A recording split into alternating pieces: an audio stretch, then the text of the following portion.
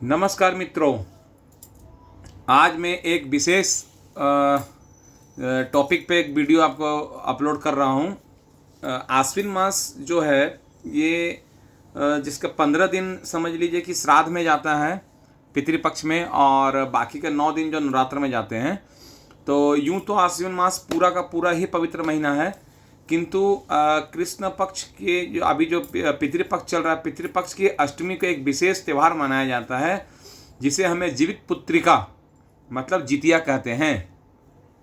इस बार की जो जितिया है का व्रत जो है वो 14 सितंबर रविवार को मनाया जा रहा है। इस पे कुछ आज विशेष हम वीडियो बना रहे हैं। चलिए आज हम आपको बताते हैं कि जितिया का क्या हिंदू धर्म में महत्व है और जितिया क्यों मनाते हैं, जितिया की कहानी कथा आज मैं आपको सब डिटेल में देता हूँ। हिंदू धर्म में व्रत व त्योहारों को मनाने का एक विशेष महत्व, एक विशेष उद्देश्य होता है। आश्विन मास के कृष्ण पक्ष में जहाँ पितर शांति के लिए श्राद्ध पक्ष मनाया जाता है, तो वहीं शुक्ल पक्ष के आरंभ होते नवरात्र का उत्सव शुरू होता है, जिसका समापन शुक्ल दशमी को दुर्गा विसर्जन दशहरे आदि के रूप में होता है। इस लिहाज से वैसे तो आश्विन मास की प्रत्येक तिथि बहुत ही महत्वपूर्ण हो जाती है, लेकिन जब संतान की सुरक्षा, सेहत और दीर्घायु की कामना की बात हो तो हर माँ की इच्छा होती है, तो आश्विन मास के कृष्ण अष्टमी तिथि बहुत महत्वपूर्ण हो जाती है। इसका कारण है इस दिन संतान के सुखी, स्वस्थ और दीर्घायु जीवन की कामना पूरी करने हेतु रखा जाने वाला व्रत। इस व्रत को कहते हैं जीवित पुत्रिका व्रत।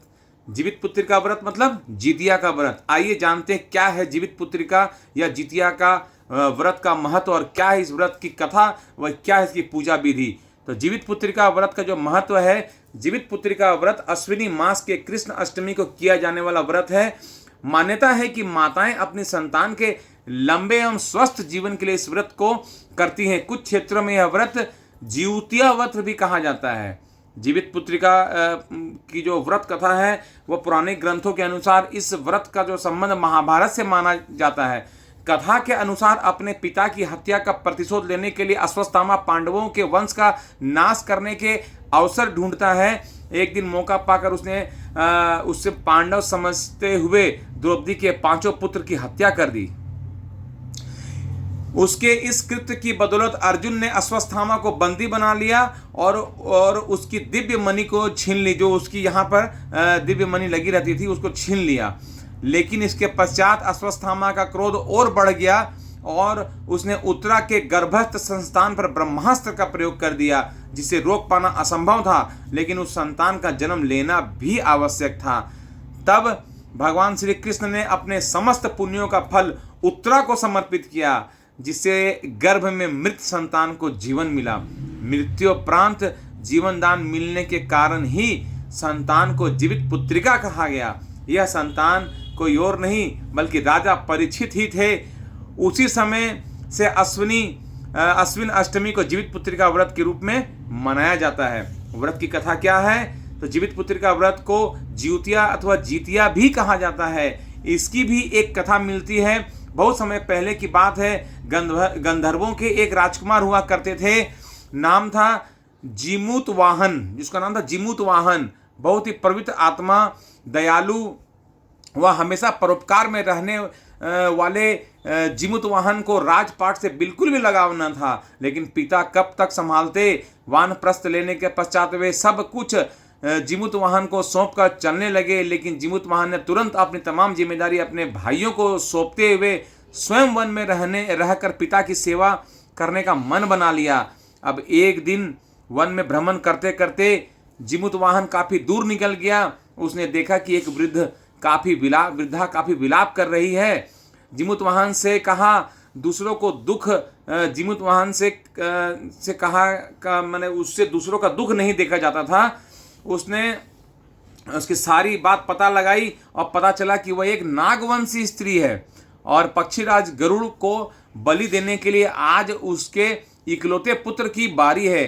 जीमूत वाहन ने उसे धीरज बंधाया और कहा कि उसके पुत्र की जगह वह स्वयं पक्षीराज का भोजन बनेगा। अब जिस वस्त्र में उस स्त्री का बालक लिपटा था उसमें जीमूत वाहन लिपट गया।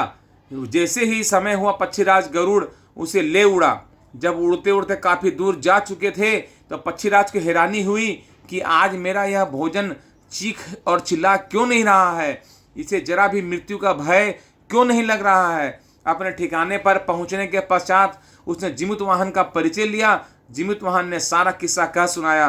पक्षीराज जीमूत वाहन की दयालुता और साहस से प्रसन्न हुए।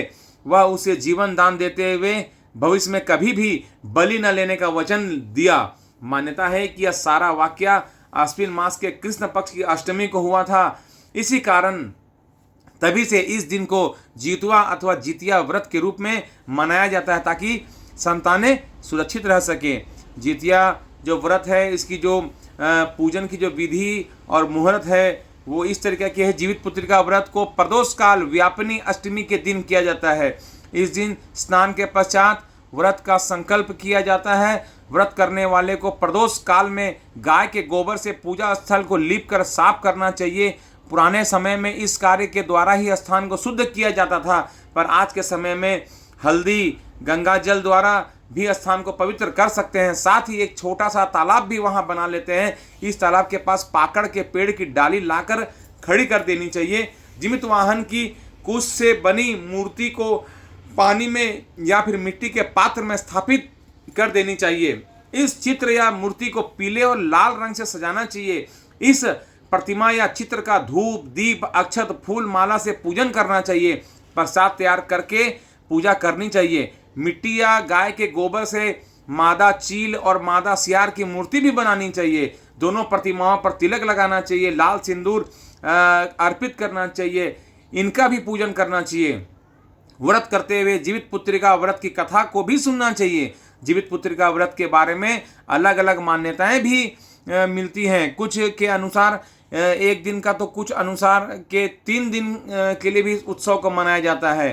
पहले दिन व्रत में महिलाएं पूजा करती हैं। रात के समय सरपुतिया की सब्जी या नूनी का साग बनाकर खाया जाता है। दूसरे दिन को खर या खुर जितिया कहा जाता है। यह खुर जितिया, इस दिन महिलाएं निर्जला व्रत रखती हैं। और तीसरे और आखिरी दिन में पारण होता है। पारण के बाद ही खाना खाया जाता है। वैसे तो जितिया व्रत के पारण का कोई सही समय नहीं होता। इसका कारण यह है कि बहुत सी माताएं अपने संतान की सुरक्षा एवं दीर्घायु के लिए इस व्रत को खरह करती हैं, परंतु सूर्योदय के बाद मातृनवमी का श्राद्ध करने के साथ इस व्रत को खोला जा सकता है, अर्थात पारण किया जा सकता है। महिलाएं इस दिन गले में लाल धागे के साथ माताएं जितिया भी पहनती हैं।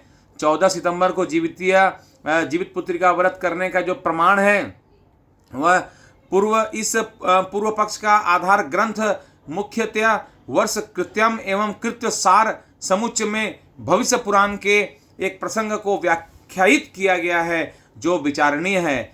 संकेत भविष्य इसे मास्य सीते पक्षे शालिवाहन राजस्य प्रदोष समरे स्त्रीभिः उक्त श्लोक के मात्र अष्टमी तिथि अभीष्ट है। कहीं भी यह अंकित नहीं किया गया है कि सप्तमी सहित अष्टमी यदि प्रदोष में रहेगी तो व्रत होगा। यह भी अंकित नहीं है कि अष्टमी में चंद्रोदय ही जीवित पुत्रिका व्रत है। पूजन का जो मुहूर्त है वो क्या है वो भी जान लेते हैं। उपवास का समय 14 सितंबर सूर्योदय से 15 सितंबर प्रातः 6:26 तक। लाभ व अमृत का जो मुहूर्त है वो 24 सितंबर को सुबह 6:07 से 9:07 तक रहेगा। और उत्तम मुहूर्त जो है वह 14 सितंबर से प्रातः 7:41 से 9:07 तक तथा इसके बाद दोपहर 10:38 से 12:08 तक रहेगा। व्रत का पारण जो है वह 15 सितंबर को 6:26 के बाद गाय के दूध एवं खीरे के बीज के साथ किया जाएगा। तो ये जो वीडियो है, मैं आशा करता हूँ आप लोगों को जीवित पुत्रिका व्रत के बारे में अच्छी खासी जानकारी मिली होगी। जीवित पुत्रिका व्रत क्या है, इसकी कहानी क्या है, इसको करने का तरीका क्या है, इसका पारण कैसे किया जाता है, इसमें क्या खाया जाता है और इसका व्रत की जो विधि है वो मैंने पूरा आपको बताया।